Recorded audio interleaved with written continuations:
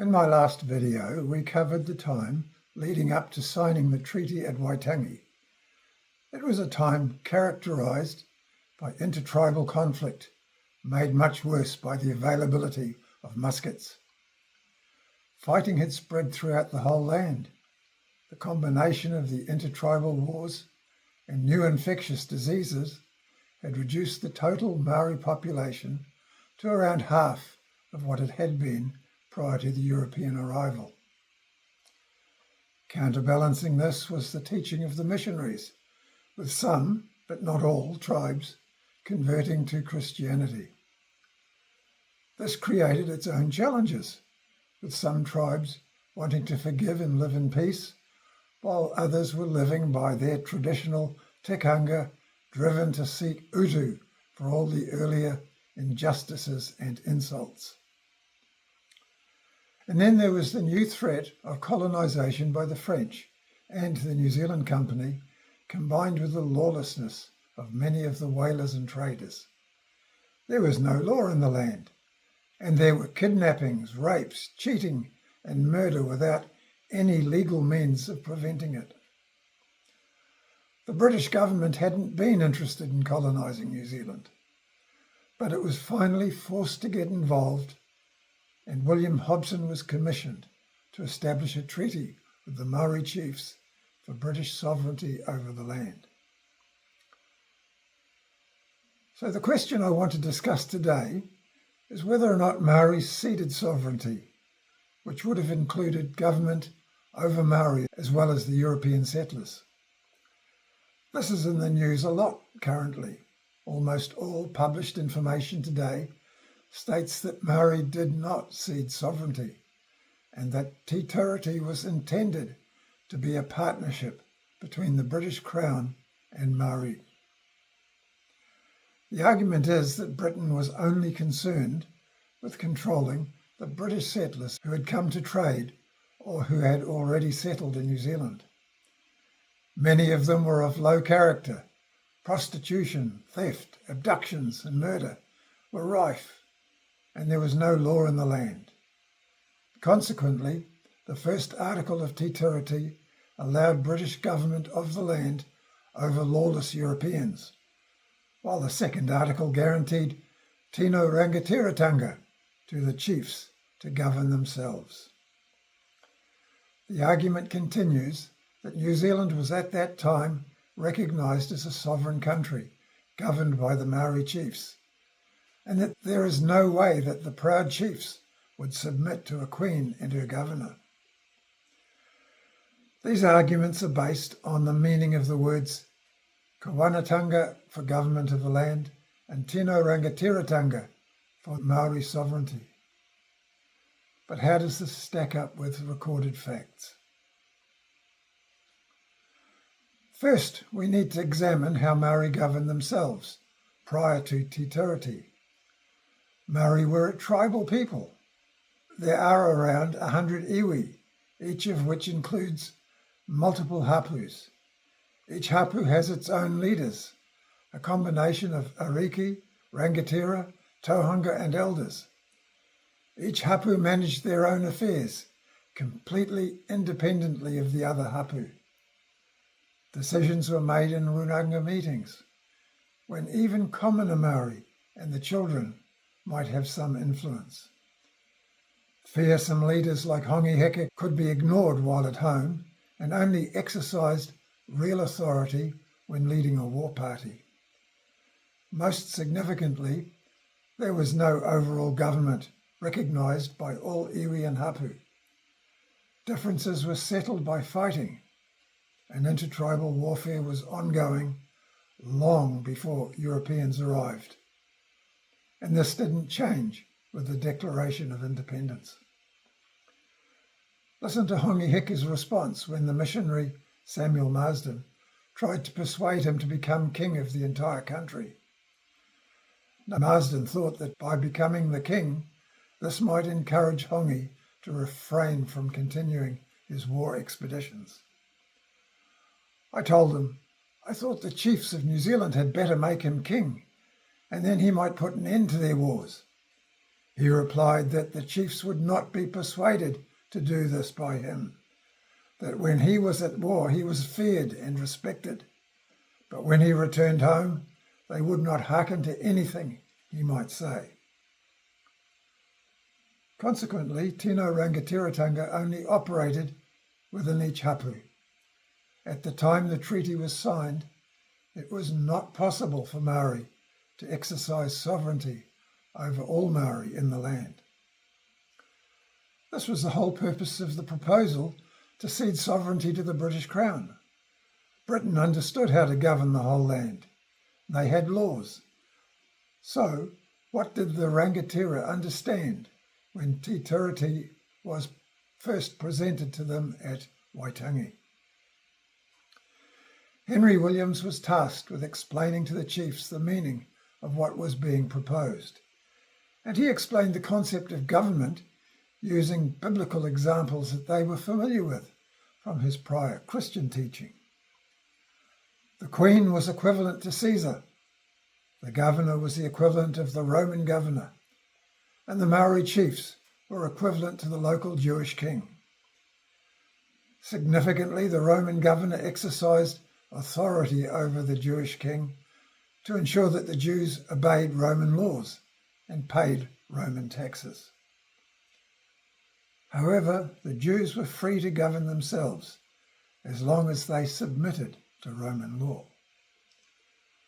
William Colenso, who was the printer for the missionaries, was present at the time, and he recorded many of the responses given by the chiefs. Some were against the treaty and told Captain Hobson to go back. They were concerned that the Queen and the governor would be above them, and they objected to that. It was clear that they understood that the governor would exercise government over them as well as over the European settlers. This is the response of the chief Te Kamara on hearing Te Tiriti explained. Suddenly Te Kamara, a chief of the Ngāti Kawa, arose and said, "Health to thee, O governor. This is mine to thee, O governor. I am not pleased towards thee. I do not wish for thee. I will not consent to thy remaining here in this country. If thou stayest as governor, then perhaps Te Kamara will be judged and condemned. Yes, indeed, and more than that, even hung by the neck. No, no, no. I shall never say yes to your staying. Were all to be on an equality, then perhaps Te Kamara would say yes. But for the governor to be up and Te Kamara down, governor high up, up, up, and Te Kamara down, low, small, a worm, a crawler. No, no, no." He clearly understood that government of the land would also be over Maori. However, after discussing it all night, the chiefs finally agreed to sign Te Tiriti. And this was also repeated on the 12th of February, when Hobson travelled to the Hokianga, where a crowd of around 3,000 gathered to hear the treaty proposal. Hobson explained the treaty with the missionary John Hobbs acting as translator. There were several Pākehā Maori present who objected to the treaty. Frederick Manning had advised Maori that the governor should only have authority over European settlers, which was echoed by some of the chiefs in the subsequent debate. Hobson responded, "Are you aware that British laws can only be applied on British soil?" When Manning admitted that he didn't know that, Hobson continued, "Mr. Manning has misled you. If you listen to his advice and oppose me, you will be stripped of all your land by a worthless class of British subjects. They have no interest but their own, and they do not care upon how much they trample upon your rights. I was sent here to control such people, and I ask that you give me authority to do so." In the debate that followed, most of the chiefs accepted Hobson's assurances, and 56 chiefs signed Te Tiriti. One chief subsequently changed his mind and asked for his signature to be crossed out before Hobson left. So it is clear that the chiefs assembled at Waitangi and in the Hokianga understood that they would become subject to British law, effectively ceding sovereignty to the new colonial government. The treaty was then presented to the rangatira throughout the rest of the country. Most signed, but we don't know how well they understood that they would become subject to British law. However, many refused to sign because they were not willing to become subject to British law. Here is the response that Te Huhu made to Jerningham Wakefield. Te Huhu was a very senior ariki from the Ngāti Tuwharetoa iwi in the central North Island. Here is what he said. I am king here, as my fathers were before me, and as King George and his fathers have been over your country. I have not sold my chieftainship to the governor, as all the chiefs around the seacoast have done, nor have I sold my land. I will sell neither. A messenger was here from the governor to buy the land the other day, and I refused. If you are on the same errand, I refuse you too. You white people are numerous and strong. You can easily crush us if you choose, and take possession of that which we will not yield. But here is my right arm, and should thousands of you come, you must first make me a slave or kill me before I will give up my authority or my land. 20 years later, Maori acceptance of British laws was confirmed by Maori rangatira speaking at the Kaumarama conference. This is what Tamati Wakanini from Ngāpuhi had to say. Therefore, my friends, do I say, let this governor be our governor, and this queen our queen. Let us accept this governor as a governor for the whole of us.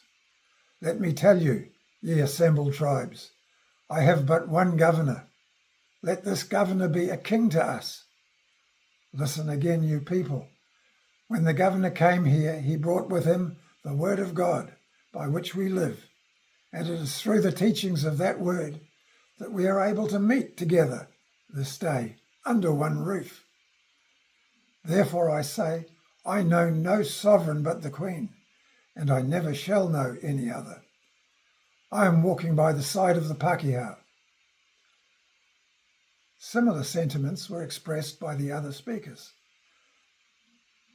Sir Apirananata confirmed this around 70 years later in the letter that he wrote to correct the misinformation being spread about the treaty at that time.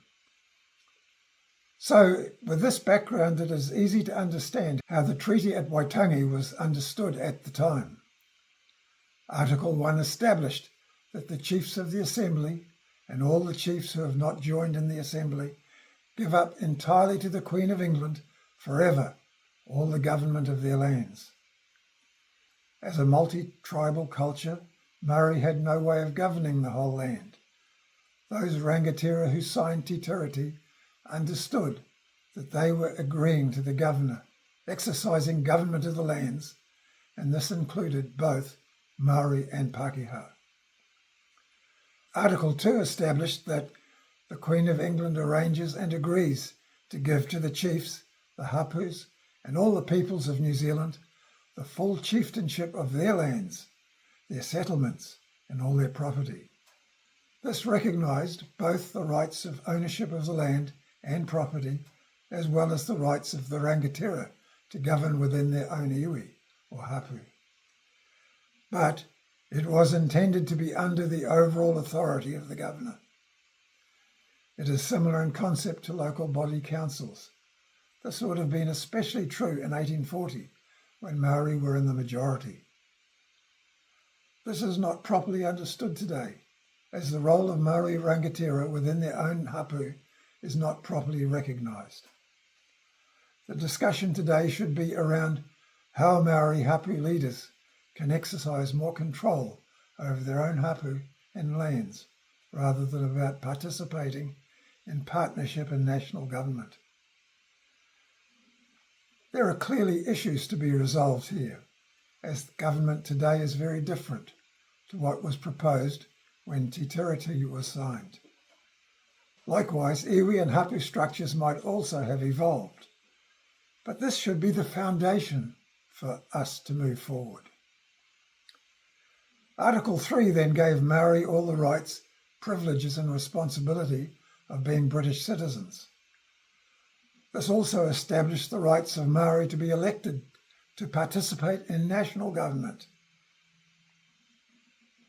Misunderstanding how the treaty was understood at the time is causing polarisation and division in our society today. And yet the meaning is clear when we listen to the words of those who signed it. Finally, there is the issue of the differences between Te Tiriti and the English version of the treaty. But again, when we focus on what would have been understood at the time, these differences are easily resolved. William Hobson had been instructed by Lord Normanby to seek agreement from the Maori chiefs to cede sovereignty to the British Crown.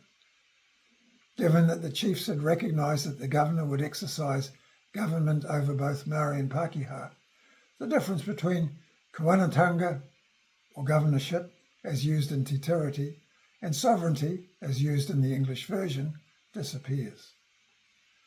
The English version of the treaty used sovereignty because that is what Hobson had been commissioned to obtain. Now, to understand why there was a difference between the two versions in Article 2, it is only necessary to understand the difference between Maori understanding of the land they owned and British common law. At the time, Maori would have understood that full chieftainship of their lands, their settlements, and all their property would have included forests and fisheries. In British common law, these were vested in the Crown and couldn't be privately owned. So the English version of Article 2 was clarifying for English readers that Maori would retain these assets as well as their land, estates and other properties. So when later governors ignored this provision and applied British common law to forests and fisheries, they were changing the intent of the treaty. Article 3 is effectively the same in both versions. This is all covered in more detail in my book, Moving Forward from Our Past, which also includes all the references that you can check for yourselves. Click on the link below if you'd like to purchase your own copy.